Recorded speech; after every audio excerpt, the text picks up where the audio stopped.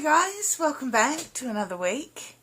Welcome to those of you who have been following along with this project, the Fish Underwater Sea project, which is also part of a larger project in regards to a sampler stitch book. Those of you that are new here, welcome. Again, you're coming in sort of towards the end of a project that we've been working on, so there are videos already on the YouTube channel to get us to this point, and also there are tutorials for every stitch we've used, so you'll find plenty of stuff on there to help you along if you'd like to join us and have a go. So, okay, today is fun day. Today we are just playing. Basically, nothing else. We've done our foundation work, we've done our fishes, we've done our rocks, we've done everything that was on the original template, and you know, it's looking okay. It's looking a bit pretty, but a little bit boring. I think we need to add a bit of life to this. So today is about playing and experimenting, and you can go ahead and just play with the stitches that we've been learning so far, and any others that you might have in your repertoire to add to this piece and to make it a much fuller and brighter and more playful experience. So I'll sort of give you some hints of what I'm doing, and again, I'm just playing. I don't have any, I've got a few ideas of what I want to do, but no particular plan. I haven't experimented with this beforehand. We're just all playing together. So if you want to follow along, but if you see something you don't quite like, that's fine. You do your thing, or if you just want to play for yourself, just play. That's what it's all about. Okay, so I'm sticking with my threads, my wool threads. The first bit that I'm going to work on are some feather stitch. I always get the two names mixed up between fly stitch and feather stitch, to do some seaweed in our underwater scene here. So I'm going to be using a Yerba Mate and copper thread that's been dyed with Yerba Mate. Yerba Mate's a beautiful tea. I drink it as well as dye with it. It's great to settle your stomach if you're just feeling like you've overindulged and are a bit bloated and a bit uncomfortable. We've got our indigo, we've got our weld and copper, which again, a weld is a lovely flower, and then we have oak and indigo. Just to sort of, it's still a blue, but the oak in it just shifts it a little bit to a dirtier colour, I suppose, but these are sort of the colour range, I must admit, that I really like. So that's what we will be using today, and I'll get my needles sorted out and we'll get started. Okay, so starting with my yerba, the dark green that I've got. Again, these are threads that I dye myself, a hand dye, and sell on Etsy, on the Dye to Craft Etsy site. You can purchase them there if you want to use them. They're a merino wool, 2-ply, they're beautiful and soft, all naturally dyed, all hand dyed. But again, if you don't have these or don't want to spend the money right now, perfectly understand. Use whatever wool embroidery thread you have, or if not, maybe some pearl cotton 5, something like that. Something that's just got a little bit more weight and thickness to it.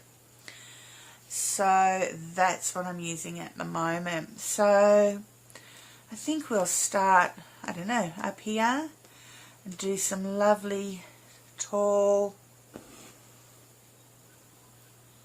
feather stitch. So we've done these stitches in tutorials previously.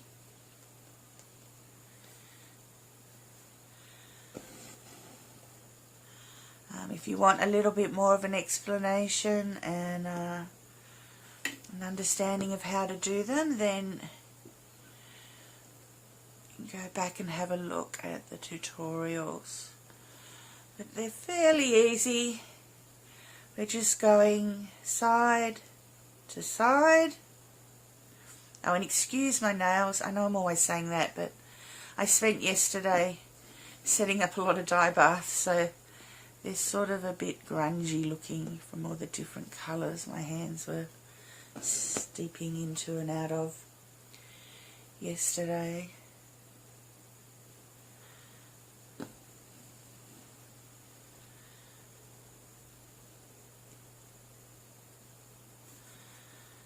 Okay, so to the side,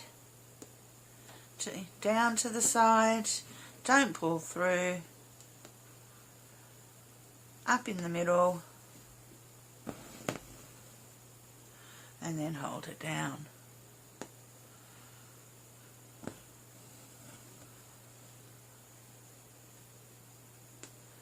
To the side, to the side,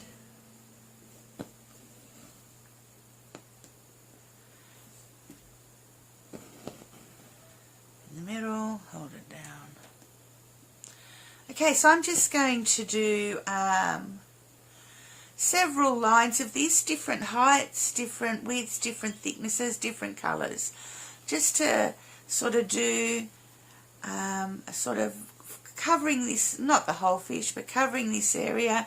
This fish is sort of going to go back into the background and they're going to go over the top in my various different colours and make a little seaweed area here. So when I finish that, I'll come back. You can either wait, see me in a few seconds in your time and see exactly what I've done, or you go ahead and have a play yourself and do some seaweed yourself. I shall be back in a minute. Okay, so I'm back. So I've completed my seaweed. I ended up going quite a bit more compact, more heavier, I suppose, more seaweed than I originally thought I'd do. But as you can see, I've done two little areas here. And just keep going, I've just kept using all the different colours, going over the top and in between and finishing them off in different stages and just playing, really. I suppose the best two bits of advice I can give you, well, the best bit of advice I can give you is to just follow your gut. Pick up some thread. If you're a little bit scared, you've never really done any freeform embroidery, just pick up your thread and go. And then it's just a case of listening to your gut. If you sort of keep doing a line until you feel, okay, that looks like a good place to stop. I mean, what can possibly go wrong? This is about fun and playing. Yeah. If you do too many stitches and you look at it afterwards and think, no, that's too long, you can always undo a stitch. Anything you do can be undone. You are not going to ruin anything. There's nothing to lose and everything to gain by just playing and enjoying and, being creative within your experience. So, yeah, just keep going until you feel like it's enough. Like, basically, I do a line of my feather stitch. Sorry, as I said, I keep getting them confused. Excuse me. I do a line of my feather stitch, sort of to where I think it should be. Then I sit back and go, okay, what am I going to do next? And I do the next line. Then I go back and go, okay, what am I going to do next? Until one point I'll sit back and go, I think that's enough. And that's basically all you need to do. In the overall scheme of things, any little stitch that's slightly out of place or any little stitch that's maybe a little bit too much, you can always undo. But once you get the whole piece finished, if you step back and look at it as a whole piece rather than just concentrating on that little section you're doing, you'll get a lot more sense of balance and feeling like things might not be totally straight, things might be a little bit skewy, but overall it all settles into place and comes together quite well. Alright, so the next thing I'm going to do is some coral, and for that I am going to use fly stitch. And I'm basically going to be using fly stitch in two areas. I'm going to do some fly stitch around here and some fly stitch around there. And I'm going to do it, I don't want this looking straight up and down. This is our seaweed that's standing up straight. Maybe a little bendy here and there with the currents, but you know, it grows fairly straight. Whereas our coral tends to grow, you know, all a little bit swayy and bendy and a bit here and a bit there and a bit lumpy maybe, and that's sort of what we're looking for now. And most probably not quite so dense, a little bit more open. So this time round I'm going to use the other colours. Oh, I ended up adding a little bit of this World and CU that we'd use for the fishes here, just to do a little bit of highlighting. So this time round I think I'm going to use these colours. This is sort of where the palette I'm going to choose from. So these are all colours that we've used on our fish, apart from this World and Copper, a darker one. And then I've got the World and Copper light. I've got Orange Coreopsis, and I have a Madder Red. It's one of our newer colours. And then Eucalyptus Leaves. So they're all colours that we've previously used. I'm trying not to add too many new colours in. I'm going to start off with the Orange Coreopsis just because I love the nice light brightness of it. I don't know, we'll start here. Now if you remember with our feather stitch, it's very similar. We start the same way as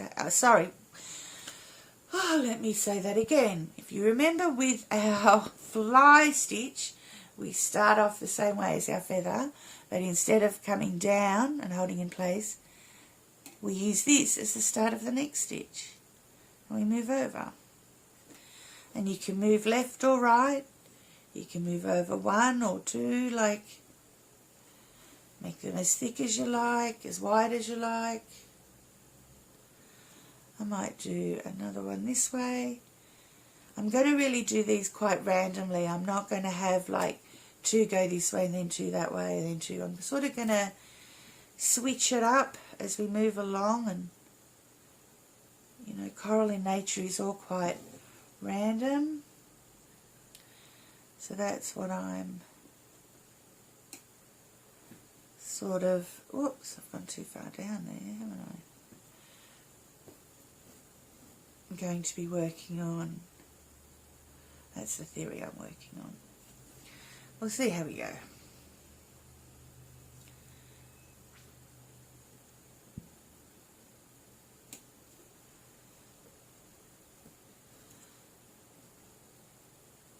Nothing in nature is perfect, but it's all beautiful. So that's what you need to remember as you're playing with your stitches.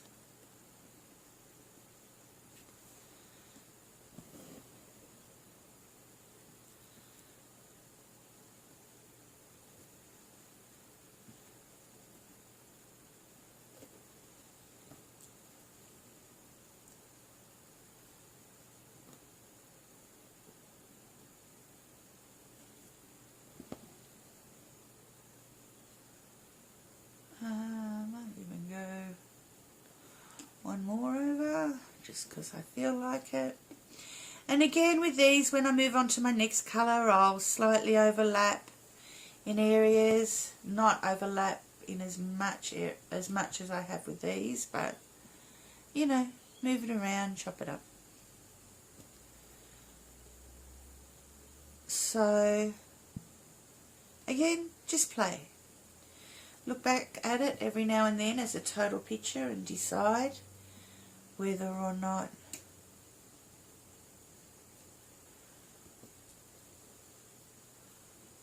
you finished that strand or whether you want to keep going. Okay, so I'll have a play with that and come back and show you what I've done, and hopefully that encourage you to just feel free to play and experiment yourself. Okay, be back soon. Okay guys, I'm back. It's the next day, so it's a little bit darker today, so I hope my lighting is okay for you. So I've finished with our fly stitches. I've done 2 areas here. Just 4 lines here and 5 here, varying the colours. And again, there's no rhythm to it. I haven't done a 1 to the left, 1 to the right, or 2 to the left, 2 to the right.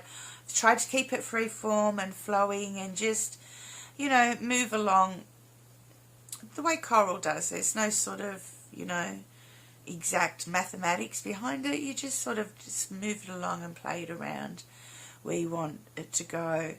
So have a go at that and just, you know, fill in the areas the way you want. I have added just a little bit here with the red, and that just sort of gives you an indication that that's sort of sitting behind the fish. Just gives you a little bit of a 2D effect into it. Okay, the other thing that I've done is, you may have noticed, I have changed these 2 areas up a little bit with the feather stitch. I decided that the indigo blue was too dark and a step too far. Again, this is freeform embroidery, so you have a go, you do what you think's right or what you feel could be right, and then step back, have a look, and if you don't like it, unpick it. There's no rules, no laws. You follow along with what you feel. So I stepped back and had a look and decided that dark blue was just a bit too dark. So on this side I've just taken out the blue. I haven't replaced it because I think I liked that little bit of space in between. It was looking a little bit too congested for me, for my aesthetics. So I haven't replaced it. And I think sometimes when you're playing and designing your own pieces, one of the most important things that no one really talks about is the space around. Sometimes a bit of space is just as effective as the embroidery that you do. So yeah, I decided just to leave a little bit of space there and a bit of breathing room. Then on this side, again, I took out the dark blue, and I even took out the dark green because I just wanted to have this side a little bit lighter because it's a little bit busier. And then I added, whoops, bumped my light there. I replaced it with a green, a mid-green, and then I added a light green there just to lighten it up a little bit again. So they're just a few amendments that I did. You may have a go with the indigo and really like it and want to keep it. You may not. Like, it's really up to you. That's the whole thing about this session. It's all about you using your creativity.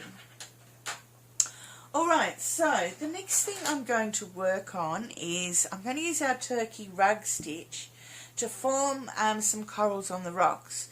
So I'm sort of thinking, you know, sometimes you see these corals that are sort of all like lots of arms or lots of legs or lots of stems, all just sort of sticking out. So that's sort of what I'm going to do here. So I'm going to do the turkey rug stitch in a set of 4 that forms like a square inside and then poofs everything out. If you're just here you're only working on this one piece with us and you haven't worked with the other stuff that we've done, on the turkey stitch tutorial, there is a tutorial just for the turkey rug stitch and French knots, I think it was. I go into full detail about how that's done, but I will show one now, so at least you can get an idea of what I'm talking about. Alright, so we're going to go down and leave some up. Come up to the left. Whoops, I've grabbed both there.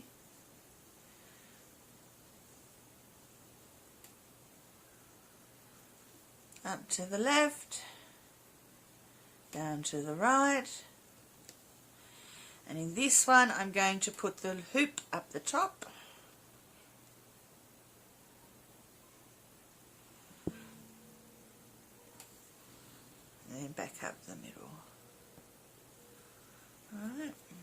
that a cut.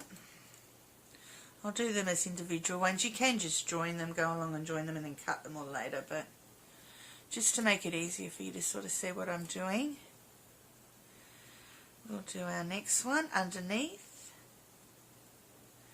Again, we've got our tail hanging out. We're going to go to the left,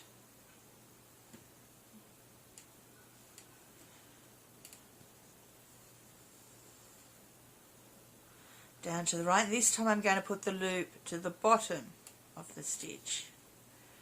So what we're doing with this square is making sure all our straight lines that hold the stitch in place are all on the outside of the square.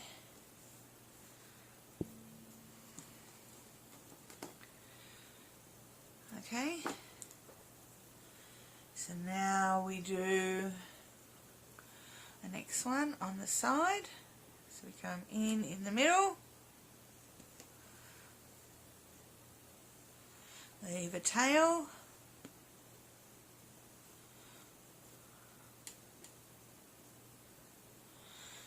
go to the left of that stitch, and again our loop is going on the outside. Go to the right of that stitch, whoops, and up through the middle.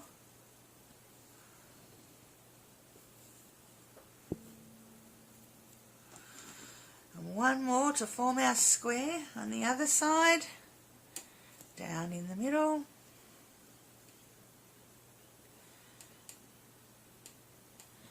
to the left. Well, that's most probably to the right actually, but anyway, one side, the other side, and again the loop is going to be left on the outside of our square. Come up again in the middle, and we have a little bunch, and to give that a bit of a trim, they're a bit long for this, so we'll cut that down a bit. Now you can either leave it like that. If you want to make it bushy, you can add more to it. You know, do another square around the outside, but one of the beauties of working with wool, especially this lovely merino wool, it's so lovely and soft, is that we can just use our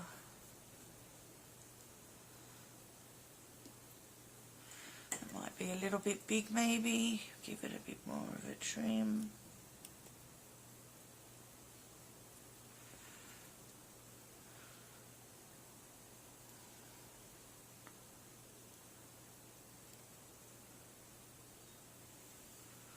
Rather than me doing awkward hand movements, it might be easier to move the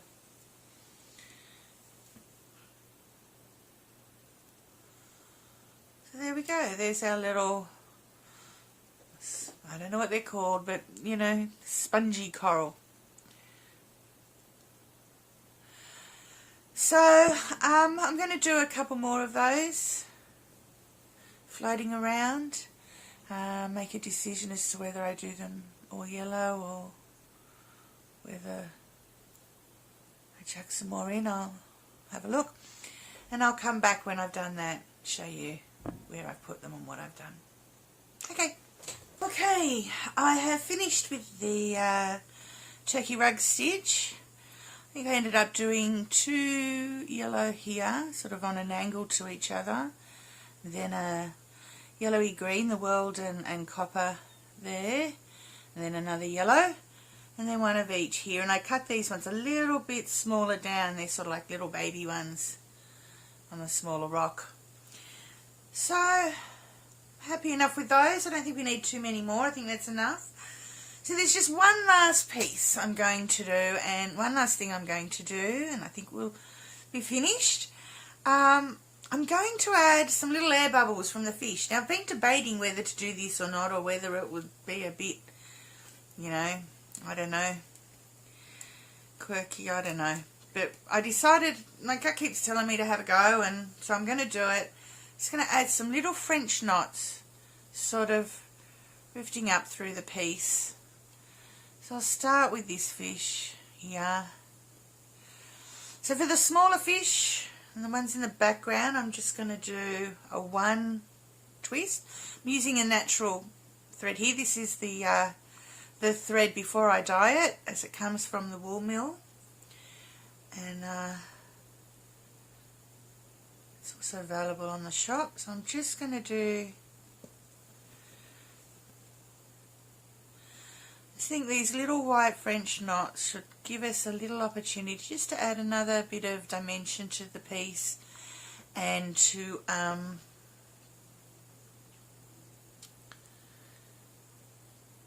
little bit more interest coming up through the middle.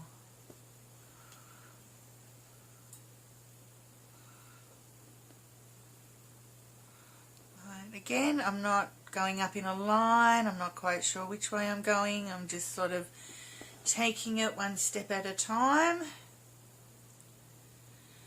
And again, when you're doing this, just think about the dimensions of your piece. So for these smaller fish that are maybe a bit more in the background, I'll have the air bubbles go up behind the fish, this larger, you know, fish that we did in a padded satin that stands out a little bit more, just so to help give that, you know, illusion of depth in the piece. And then the air bubbles from this fish might be a 2 or 3 twist rather than just a 1 twist. So it's just little slight differences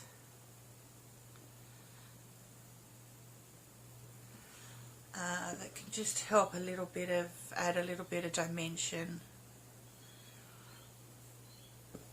to the piece.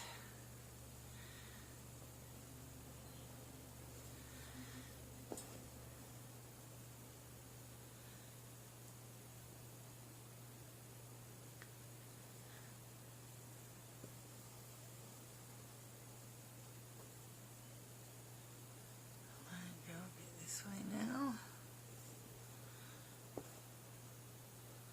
I suppose as the air bubbles go up, they sort of have a little bit more space between them. And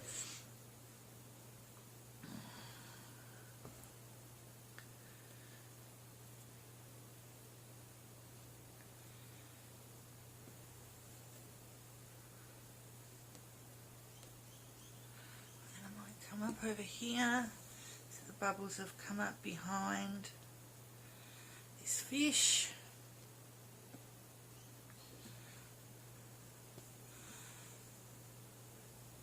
Now just remember, if you're doing doing the sampler stitch book, you don't want to go too much beyond this fish because we want it to fit on our pages. Although you might be really happy with your piece and want to put it in a frame. I hope you're really happy with the piece, no matter what you're going to do with it in the end. So this fish here, I said we might do a double maybe, do you think? Whoops, sorry.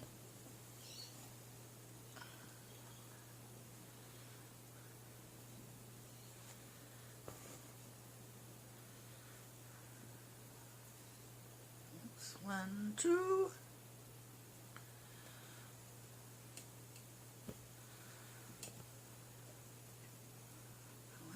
Sit very well.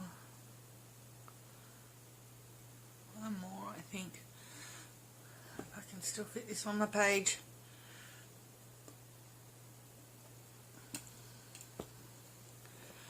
Alright, so I'll finish the last bits, and I might even just do a few little air bubbles elsewhere as well, just to, I don't know, we'll see.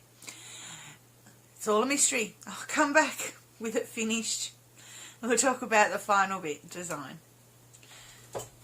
Okay, so I think we're finished. I ended up doing single French knots here, and the other three I did double two twists around the needle for the French knots, and then I just added a few little French knots, singles here, just to suggest that maybe there's, you know, another fish or maybe a lobster or something else there in the background, that there's also life in this scene that we can't quite see. Excuse me. The only thing I'd suggest if you're going to do that is I've made sure that my little French knots, although I wanted to try and get some movement in the flow of them, I didn't want them sitting on top of the seaweed, because I wanted it, again, this is a fish that's sitting behind, or a lobster or something sitting behind. It's not sitting in front of, so I needed to make sure the air bubbles were not sitting in front of. So anyway, that's my bit of freeform embroidery on top. I hope you've been able to play and experiment and have fun and come up with your own little creative scene, and that you're happy with it and excited about it and a bit more comfortable with playing and doing your own little bit of designing.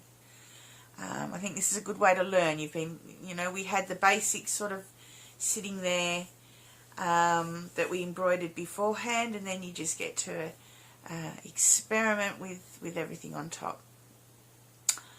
Alright, so that's it for this project. It's taken us 4 weeks, but it's been 4 parts, but it is going to take up a whole page for those of you that are doing the stitch book. It is going to take up a whole page on the stitch book, so that's good. It's going to be a couple of weeks before I actually get to the next video about this, just for the fact that we need to now stitch this and our tutorial samples onto some pages, and I've been, you know that I do that onto some felt that I hand make and hand dye, and unfortunately it's been really cold here the last few weeks, so my dyeing is taking a little bit longer because I solar dye with majority of my stuff. So I'm doing some Coreopsis felt, dyed felt, and when I took the roving out of the dye bath on Monday, it was not looking very strong. So I'm putting it in for another week, see how it goes. I'll have another look at it on Monday, and I'll use it whatever stage of orange it is at. I'm sure it'll be fine, but it's going to take me a week to do, or two to get that done for both pieces of felt. I think I've got weld and copper for the other piece, or something similar to this green. So it's going to take me a couple of weeks before I'm ready to stitch on, for us to get to the next bit of our stitch book. But I will come back next week and maybe show you some other projects that I'm working on for myself, my own personal projects or projects that might be associated with the business, things that I've been working on and doing, and show you how I've used the stitches we've done so far in my day-to-day embroidery. And hopefully we can have a little talk and explain, you know, fun around that. If you're not doing the sampler stitch book and you've enjoyed this project, keep your eye out. There will be more coming as part of the sampler stitch book, and also I've got a few things swarming in my head for projects outside of that. So all about timing. Anyway, I hope you've enjoyed yourself. I hope, you know, that you haven't got too frustrated, that you've been able to release those anxieties a little bit, and just play and have fun. Alright, see you next time. Bye.